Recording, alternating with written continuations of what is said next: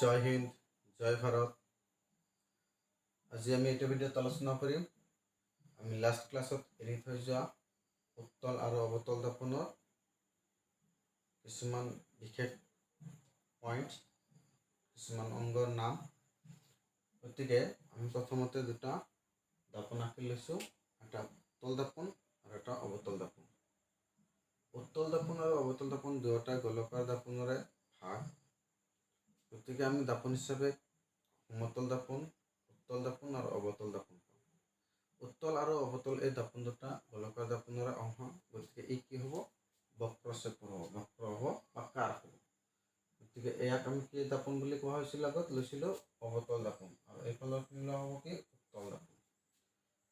ইয়াৰ বাহিৰৰ ফালে কালাৰ কৰা থাকিব আৰু ইয়াৰ ভিতৰৰ ফালে কালাৰ কৰা থাকিব। আৰু এটা ডায়েগ্ৰাম মই আঁকি ল'ম যে একচুৱেলি গোলাকাৰ দাপনবিলাক দেখাত কেনেকুৱা আছিলে? আমি পাইছিলোঁ ইয়াৰ সন্মুখত কি আছে? বাতিৰ নিচিনা আছে, মুখৰ নিচিনা এনেকুৱা আছে। একদম অৱতল দাপন দেখিবলৈ আমাৰ হাতৰ তালু যেনেকুৱা, ঠিক এনেকুৱা আছে। হাতৰ তালুৰ নিচিনা। অৱতল দাপনৰ ক্ষেত্ৰত এইটো পৃষ্ঠ তোমাৰ প্ৰতিফলক পৃষ্ঠ হয়, আৰু উত্তল দাপনৰ ক্ষেত্ৰত এইটো পৃষ্ঠ প্ৰতিফলক পৃষ্ঠ হয়। অৱতল দাপনৰ বাহিৰত ৰং কৰা থাকে আৰু উত্তল দাপনৰ ভিতৰত ৰং কৰা থাকে। অৰ্থাৎ আমি যদি এই বগা হাতৰ তলুৱাখন যদি আমি প্ৰতিফলক পৃষ্ঠ হিচাপে ধৰি লওঁ, তেনেহ'লে এনেকৈ ধৰিলে ই এটা অৱতল দাপনে হ'ব। এইফালে কালাৰ কৰা আছে। ঠিক এই দাপনখনে যদি আমি কি কৰোঁ, এইফালে কালাৰ কৰি দিওঁ আৰু ইয়াক এনেকৈ দিয়া হয়, তেতিয়া ই কি হ'ব? আমাৰ উত্তল দাপনৰ নিচিনা কাম কৰিব, উত্তল দাপন হৈ যাব। গতিকে আমি ইয়াত বুজাৰ কাৰণে, মনত ৰখাৰ কাৰণে আমি কি কৰিম? সোঁ হাতক আমি অৱতল দাপন ধৰি লওঁ আৰু বাওঁ হাতক আমি উত্তল দাপন ধৰি লওঁ। কাৰণ যিটো শ্বেপ আছে সোঁ হাতৰ, এইখিনি কি হৈছে? আমাৰ অৱতল দাপন বুজাইছে, ভিতৰখিনি প্ৰতিফলক পৃষ্ঠ। কিন্তু যেতিয়া বাওঁ হাতক উত্তল দাপন ধৰা হ'ব, ইয়াক প্ৰতিফলক পৃষ্ঠ আমি ধৰিব নোৱাৰিম। প্ৰতিফলক পৃষ্ঠ আমাক কি ধৰিব লাগিব? এই কলা অংশখিনিক ধৰিব লাগিব। কাৰণ আমি ধৰি লওঁ পোহৰ ৰশ্মি সদায় বাওঁফালৰ পৰা আহে। গতিকে এতিয়া এই যিখন আমাৰ হাতৰ তালু আছে, যদি মই তোমালোকক কুৱেশ্যন কৰোঁ, অলপ মনোযোগ দি চাবা ভিডিঅ'টো আৰু মনোযোগ দি অলপ বুজিবৰ কাৰণে চেষ্টা কৰিবা যে এই যে আমাৰ হাতৰ তালু এখন আছে, ইয়াৰ মধ্যবিন্দু কোনখিনিত হ'ব? যদি কোৱা হয়, আমি ইয়াতে এইখিনি পইণ্টক মধ্যবিন্দু বুলি ক'ব পাৰিম। মই য'ত মাৰ্কটো লৈছোঁ সেইখিনি পইণ্টক কি ক'ব পাৰিম? মধ্যবিন্দু বুলি আমি ক'ব পাৰিম। কিন্তু যদি আমাৰ এই আঙুলি চাৰিটা নাথাকে, পাঁচটা আঙুলি যদি আমি এনেকৈ বাদ দিওঁ, তেতিয়া মধ্যবিন্দু কি হ'ব? এইখিনিত হ'ব। আৰু যদি এই হাতৰ তলৰ অংশখিনি নাথাকে, আঙুলি কেইটা থাকে, তেতিয়া তাৰ মধ্যবিন্দু এইখিনিত হ'ব। গতিকে যিখিনি দাপনৰ অংশ আমাৰ থাকিব, তাৰ যিটো মধ্যবিন্দু বা সেই দাপনৰ অংশখিনিৰ যিটো কেন্দ্ৰবিন্দু হ'ব, অৰ্থাৎ এইটো বিন্দু, এই গোটেই হাতখনৰ তুলনাত কম্পেয়াৰ কৰিলে আমি কি পাম? এই কেন্দ্ৰবিন্দুটোক কি কোৱা হ'ব? মেৰু বুলি কোৱা হ'ব। দাপনৰ কি কোৱা হ'ব? মেৰু। ইয়াক পি আখৰেৰে বুজোৱা হয়।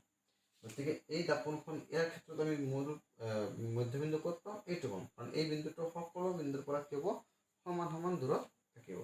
গতিকে এইখিনি যেতিয়া আমি অৱতল দাপন হিচাপে আঁকি দিওঁ, এই অংশখিনি আমাৰ নাথাকে, বা উত্তল দাপন হিচাপে আঁকিলেও আমাৰ এইফালৰ অংশখিনি আমি নেদেখুৱাওঁ।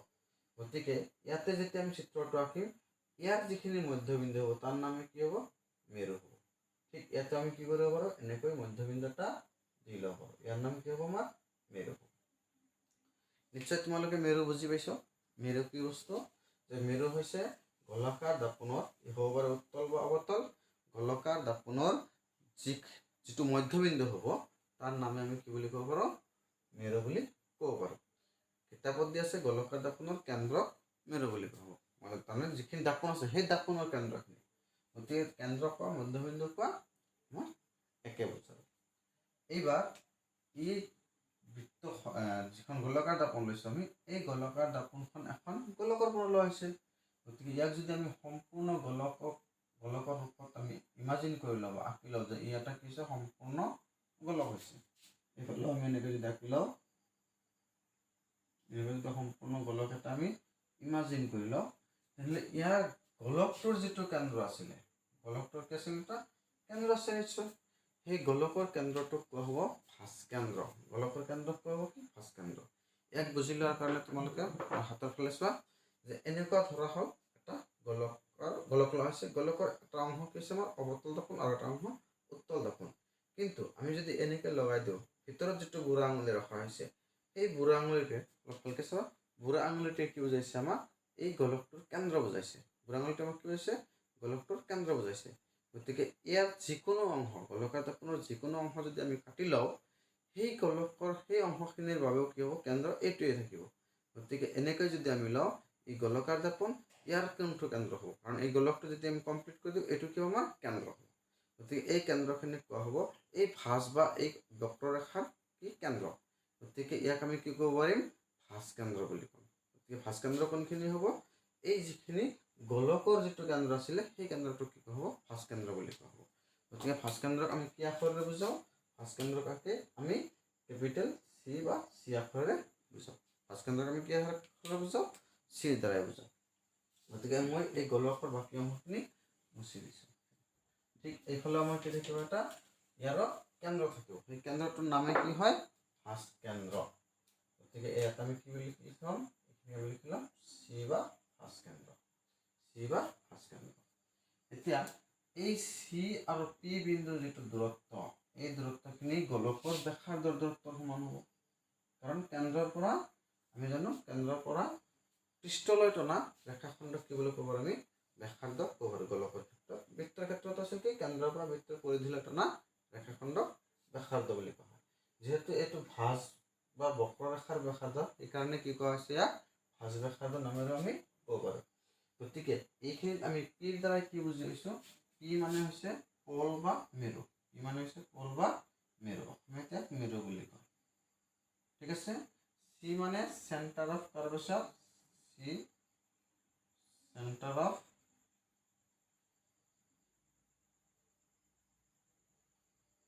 কাৰ্ভেচাৰ, ইয়াক ভাঁজ কেন্দ্ৰ বুলি কয়। ভাঁজ কেন্দ্ৰ।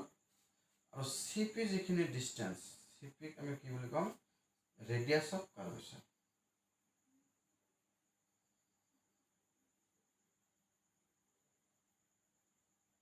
Radius of curvature. ইয়াক কি কোৱা হ'ব? ভাঁজ ব্যাসাৰ্ধ বুলি কোৱা হ'ব।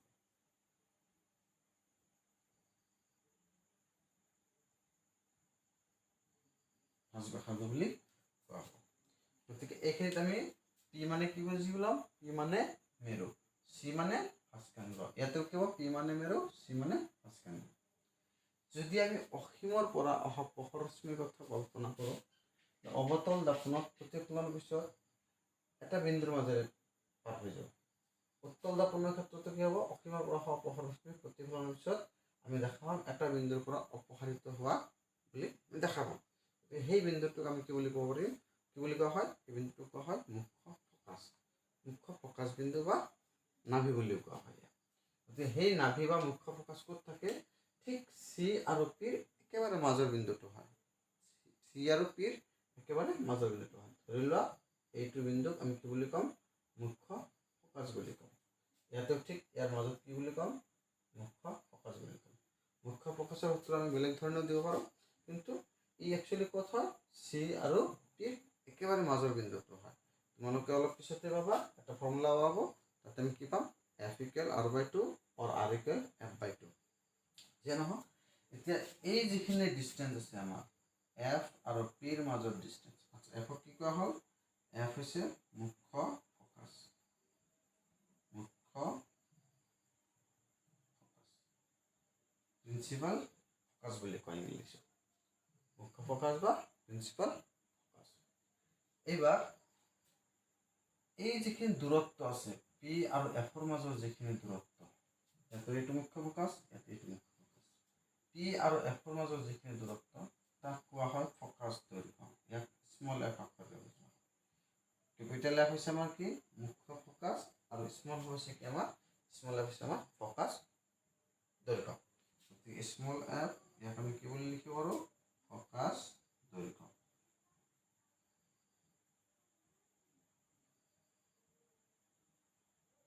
ফকাচ দৈৰ্ঘ্য। ইয়াতে কি হ'ব? আমাৰ এইখিনিৰ নাম কি হ'ব? ফকাচ দৈৰ্ঘ্য হ'ব। আৰু এই গোটেইখিনিৰ নাম কি হ'ব?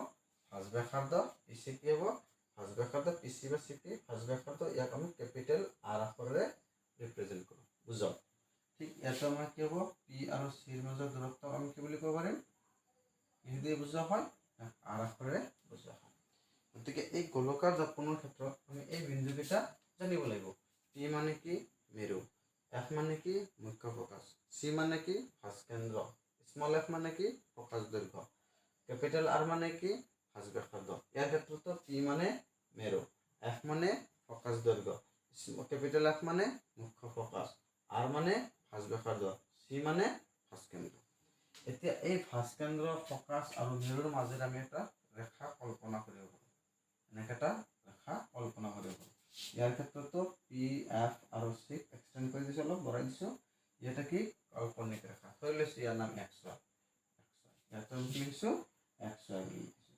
গতিকে এই এক্স ৱাই ৰেখা যে লোৱা হ'ল ইয়াক কোৱা হয় মুখ্য অক্ষ এক্স ৱাইক আমি কি বুলি কওঁ মুখ্য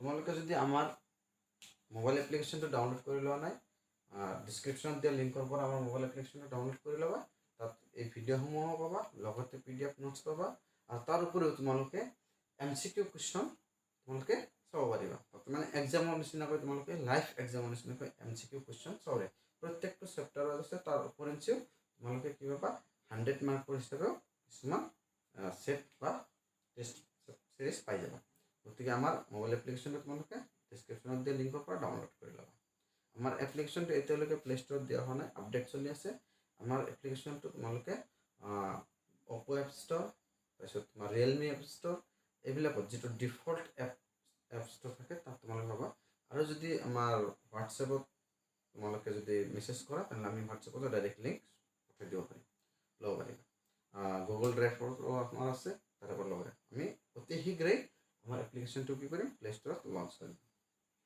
ঠিক আছে গতিকে এইখিনি আমি এই বস্তুখিনি মনত ৰাখিব লাগিব খুব ইম্পৰ্টেণ্ট বস্তু এক্স ৱাই কি হ'ল মুখ্য অক্ষ পি কি পল বা মেৰু চি কি চেণ্টাৰ অফ কাৰ্ভেচাৰ বা ভাস্কেন্দ্ৰ চি পি কি ৰেডিয়াছ অফ কাৰ্ভেচাৰ বা ফাৰ্ষ্ট ব্যাসাৰ্ধ তাৰপিছত এফ কেপিটেল এফে কি বুজায় মুখ্য ফকাছ স্মল এফে কি বুজায় ফকাছ দৈৰ্ঘ্য এইখিনি বস্তু আমাৰ লাগিব এতিয়া ইয়াৰ পিছত আমি একেলগে শিকি যাম চিহ্ন প্ৰথা কি শিকি যাম চিহ্ন প্ৰথা চিহ্ন প্ৰথাত মানে কি আমি আজিকালি মডাৰ্ণ যিটো কাৰ্টেজিয়ান থিয়ৰী গ্ৰাফ বা কাৰ্টেজিয়ান প্লেন আছে সেই চিষ্টেমটো কি কৰা হয় ইয়াতে ব্যৱহাৰ কৰা হয় আমি যেতিয়া ক্লাছ 10ত পঢ়িছিলোঁ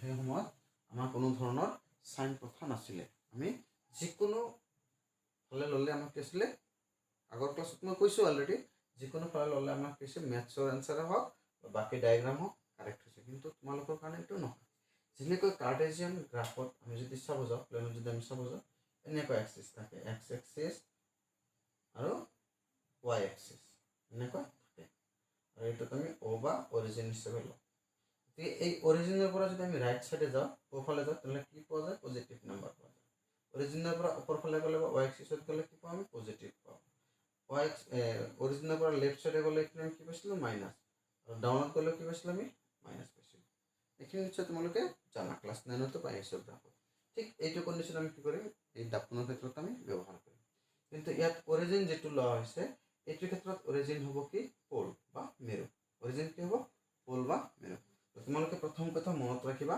যে আমি যিমান দূৰত্ব জুখিম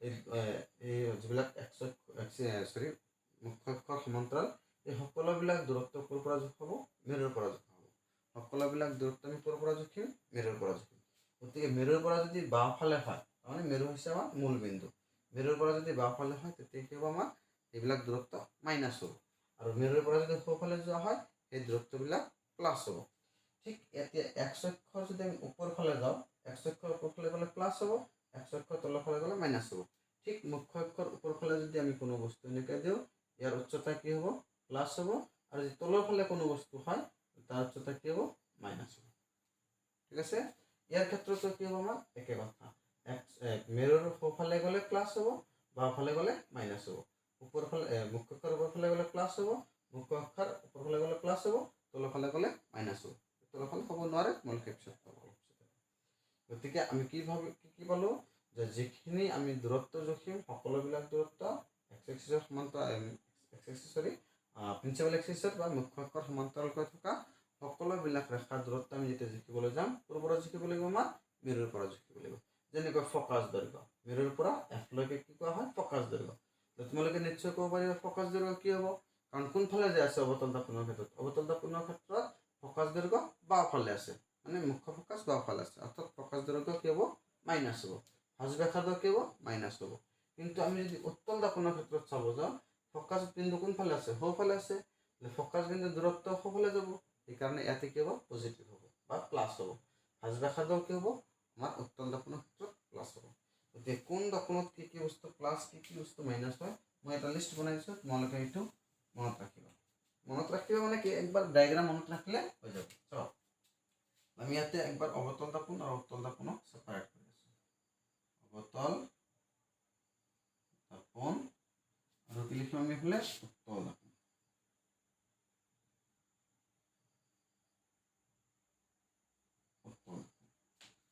প্ৰথমতে আমি চাম যে এই মেৰু যে আছে মেৰুৰ পৰা ফাৰ্ষ্ট কি পইণ্ট আছে স্মল কেপিটেল এফ আছে মানে পি এফ ইয়াক বুজোৱা হয় স্মল এফৰ দ্বাৰা ই কি হ'ব নেগেটিভ হ'ব তাৰ ক্ষেত্ৰত নেগেটিভ হ'ব অৱতল দাপোনৰ ক্ষেত্ৰত আৰু এইটোৰ ক্ষেত্ৰত কি হ'ব আমাৰ চাওঁচোন পি এফ ইও কি হ'ব স্মল এফ কিন্তু ইয়াৰ ভেলু কি হ'ব পজিটিভ হ'ব ঠিক আছে ইয়াৰ ভেলু কি হ'ব পজিটিভ হ'ব তাৰপিছত আমি কি চাম পি চি ভাঁজ ব্যাসাৰ্ধ আৰ আখৰেৰে বুজোৱা হয় ই কি হ'ব নেগেটিভ ইয়াৰ ক্ষেত্ৰত কি হ'ব পি চি কেপিটেল আৰ ই কি হ'ব পজিটিভ হ'ব ঠিক আছে এইবাৰ আমি চাম যে এই যিটো আমাৰ বস্তু এইটো যে লোৱা আছে ইয়াক লক্ষ্য বস্তু কোৱা হ'ব কি কোৱা হ'ব লক্ষ্য বস্তু সদায় আমি মুখ্য অক্ষৰ ওপৰ ফালে ৰাখিম লক্ষ্য বস্তু সদায় আমি কি কৰিম মুখ্য অক্ষৰ ওপৰ ফালে ৰাখিম থিয় কৰি ৰাখিম তাৰমানে গতিকে ইয়াৰ উচ্চতা কি হ'ব আমাৰ ইয়াৰ উচ্চতা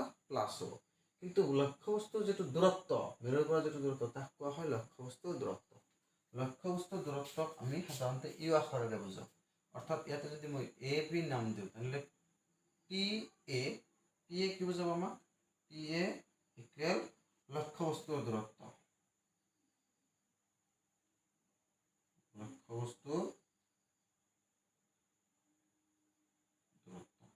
ইয়াক কি আখৰেৰে বুজোৱা হয় ইউ আখৰেৰে বুজোৱা হয় ইয়াৰ ভেলু কি হ'ব বাওঁফালে আছে নেগেটিভ হ'ব ইয়াতে আমি কি কৰিব পাৰোঁ পি ইয়াতে এ বি লৈছোঁ এই ক্ষেত্ৰতো কি হ'ব পি এ আমাৰ কি হ'ব পি এ ইকুৱেল কি হ'ব লক্ষ্য বস্তুৰ দূৰত্বক আমি ইউ আখৰেৰে বুজাওঁ ইয়াৰ মান কি হ'ব মাইনাছ হ'ব চোৱা ইউ কোনফালে আছে মেৰুৰ পৰা বাওঁফালে আছে গতিকে বাওঁফালে থাকিলে মাইনাছ হ'ব গতিকে লক্ষ্য বস্তুৰ দূৰত্ব সদায় কি হয় মাইনাছ হয় তোমাক থাকিব লক্ষ্য বস্তুৰ দূৰত্ব সদায় মাইনাছ হয় ই উত্তল দাপোনে হওক অৱতল দাপোনে হওক সমতল দাপোনে হওক উত্তল লেন্সে হওক অৱতল লেন্সে হওক লক্ষ্য বস্তুৰ দূৰত্ব কি হ'ব সদায় মাইনাছ হ'ব ঠিক আছে এইবাৰ ধৰি লোৱা হওক এইটো আমাৰ প্ৰতিবিম্ব ইয়াতে ধৰি লৈছোঁ আমি কি হৈছে প্ৰতিবিম্ব আছে প্ৰতিবিম্ব কি বস্তু আমি আগৰ ভিডিঅ'ত ডিছকাছ কৰিছোঁ গতিকে এই প্ৰতিবিম্বত আমি এ ডেছ বি ডেছ এনেকৈ পাওঁ ধৰি লোৱা এনেকৈ পাওঁ আৰু ইয়াৰ ক্ষেত্ৰত ধৰি লোৱা এইটো প্ৰতিবিম্ব পাওঁ এ ডেছ বি ডেছ এইবাৰ এই প্ৰতিবিম্বৰ যিটো দূৰত্ব হ'ব তাৰ নাম হ'ব কি প্ৰতিবিম্বৰ দূৰত্ব অৰ্থাৎ কি নাম পি এ ডেছ ইকুৱেল প্ৰতিবিম্বৰ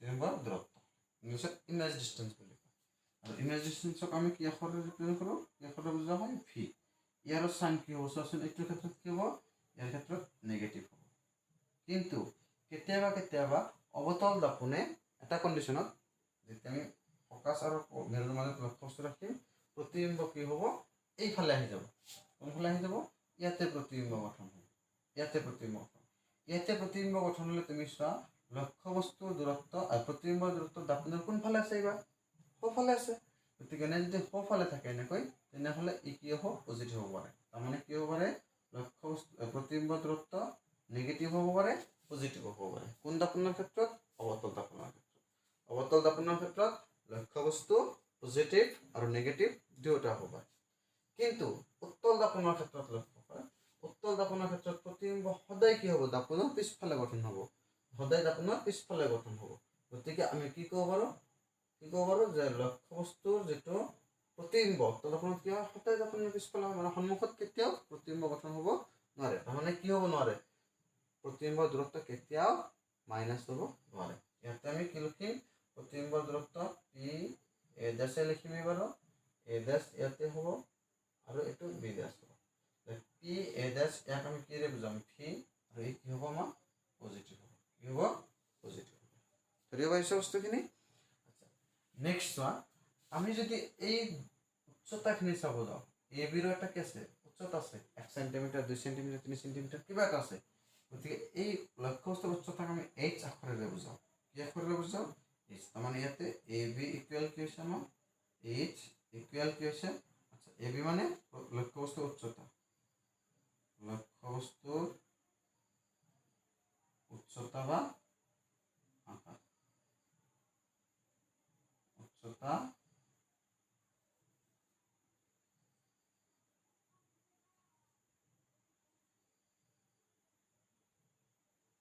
বা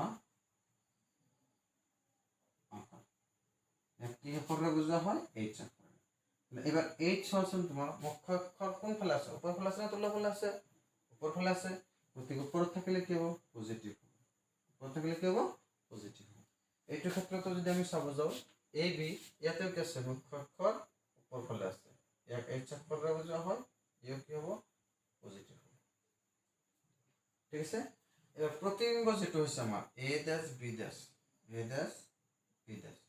প্রতিবিম্বর আকার প্রতিবিম্বর আকার এই প্রতিবিম্বর আকারক আমি এইচ ড্যাশ আখৰেৰে বুজাম এইচ ড্যাশ ই কি হ'ব এইটো ইমেজৰ ক্ষেত্ৰত বা প্ৰতিবিম্বৰ ক্ষেত্ৰত এইচ ড্যাশ তলফালে আছে গতিকে ই কি হ'ব নেগেটিভ হ'ব কিন্তু মই অলপ আগত এনেকুৱাও হ'ব পাৰে প্ৰতিবিম্ব এইটো ক্ষেত্ৰত কিন্তু কি হ'ব ওপৰ ফালে হৈছে সেইকাৰণে ইয়াতে কি হ'ব পাৰে পজিটিভ হ'ব পাৰে নেগেটিভ পজিটিভ দুয়োটা হ'ব পাৰে ঠিক আছে নেগেটিভ পজিটিভ দুয়োটা হ'ব পাৰে আচ্ছা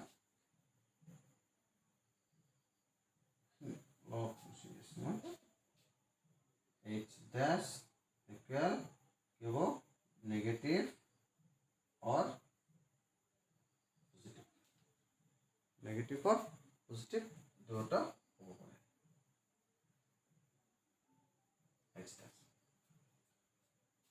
এইটো ৰকমটোত কি হ'ব আমাৰ এ ড্যাশ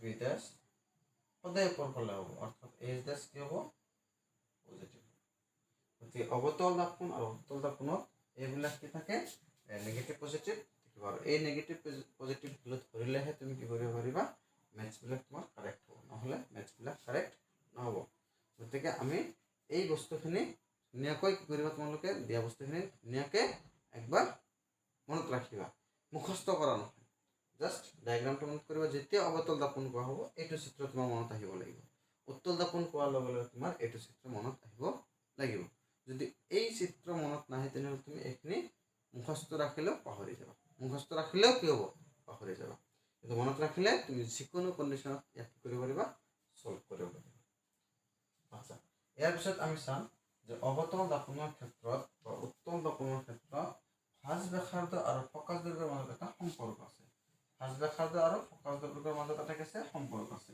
এই সম্পৰ্কটো আমি উলিয়াৰ চেষ্টা কৰিম এই সম্পৰ্কটো আমি উলিয়াৰ চেষ্টা কৰিম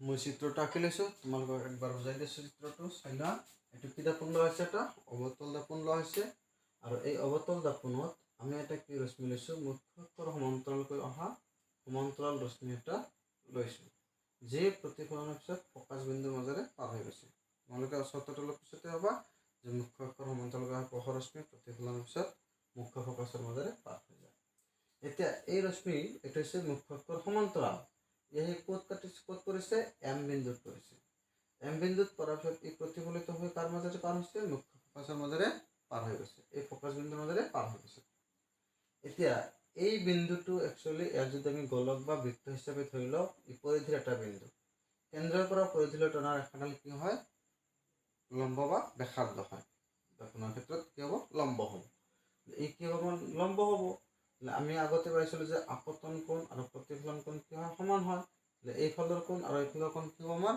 সমান হ'ব। আপতন কোণ আৰু প্ৰতিফলন কোণ এই দুটা কোণ সমান হ'ব, কাৰণ এইটো কি বুজাইছে আমাক লম্ব বুজাইছে। ঠিক আছে।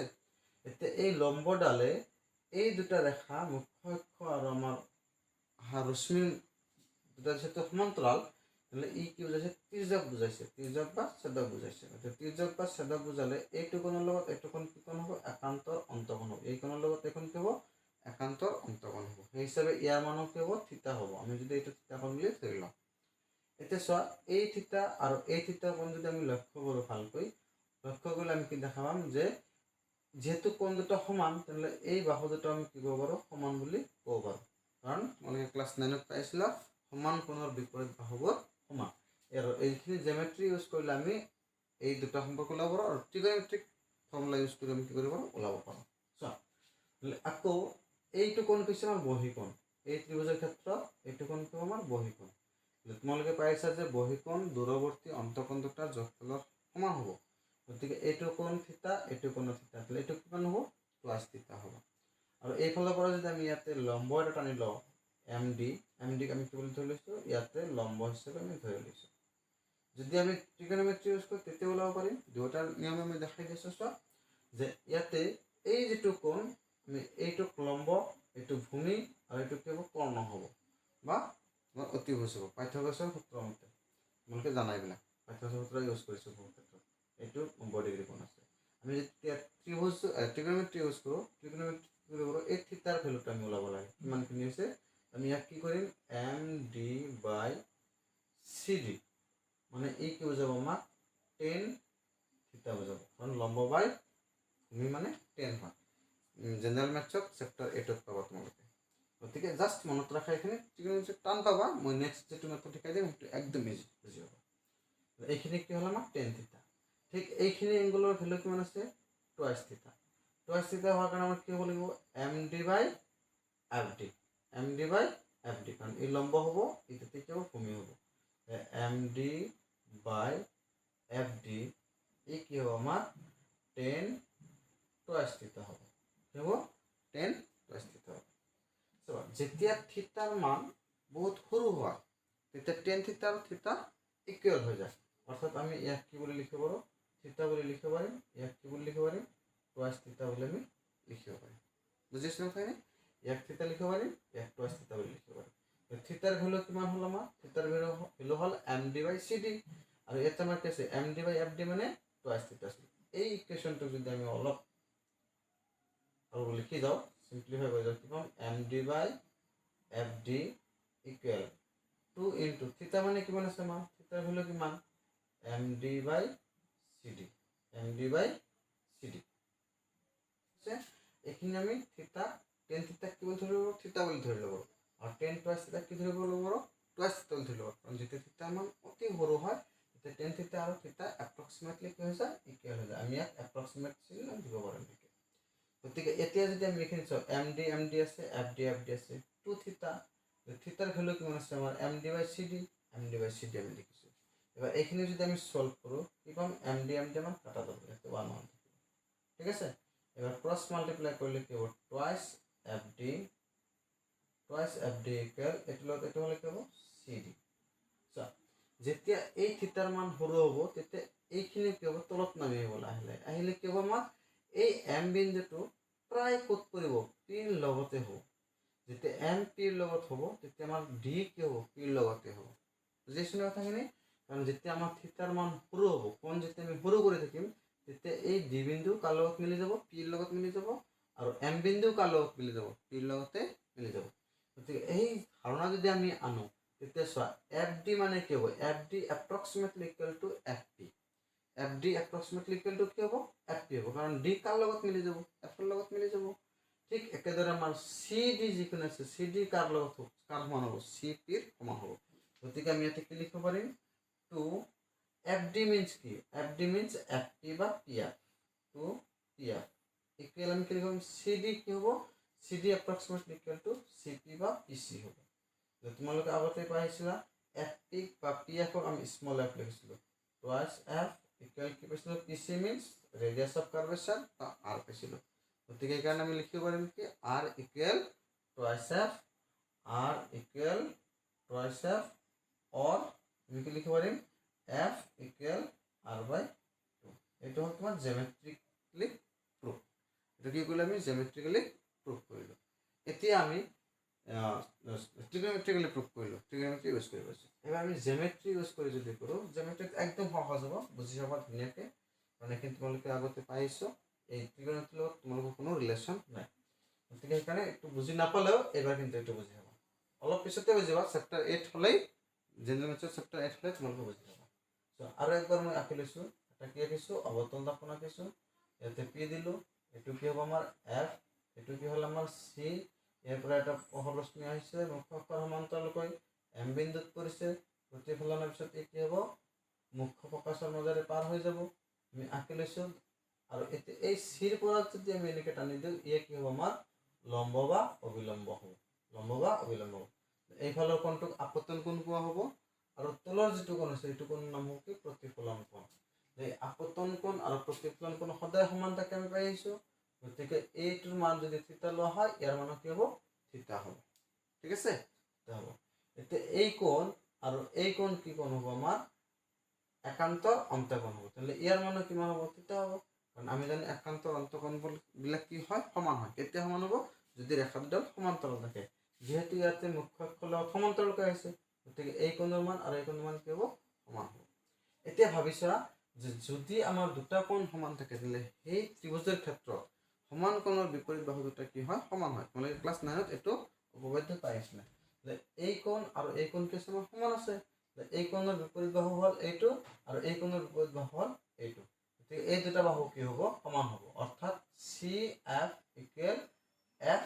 এম হ'ব কি হ'ব C F equal F M হ'ব একদম সিম্পল জ্যামিতি কি কৰা হৈছে এই কোণ আৰু এই কোণ সমান তোমালোকে উপপাদ্য পাইছিলা যে সমান কোণৰ বিপৰীত বাহুবোৰ কি হয় সমান হয় সমান কোণৰ বিপৰীত বাহুবোৰ কি হয় সমান হয় তাহলে আমাৰ সেই হিচাপে চি এফ আৰু এফ এম কি হ'ব সমান হ'ব এইখিনি বস্তু বুজি পাইছনে এইখিনি বস্তু নিশ্চয় বুজি পাইছ এতিয়া তুমি ভাবি লোৱা যদি এম বিন্দুটো ইয়াতে নাথাকে ইয়াতে থাকিলে হয় তেতিয়া আমাৰ এনেকুৱা হ'ল যদি ইয়াতে থাকিলে হয় তেতিয়া আমাৰ এনেকুৱা হ'ল কাৰণ এইটোতো ঠিক আছে হাছকেন্দ্ৰৰ লগতে হ'ব সবখিনি এনেকৈ যায় যে এম যেতিয়া একেবাৰে পিৰ ওচৰত আহিব এম যেতিয়া একেবাৰে পিৰ ওচৰত আহিব তেতিয়া আমি ক'ব পাৰিম যে এফ এম আৰু F P approximately equal F M approximately equal কি হ'ব এপ্ৰক্সিমেটলি ইকুৱেল কি হ'ব এফ এম হ'ব বুজি আছো না কথাখিনি এফ পি হ'ব এফ এম এপ্ৰক্সিমেটলি ইকুৱেল কি হ'ব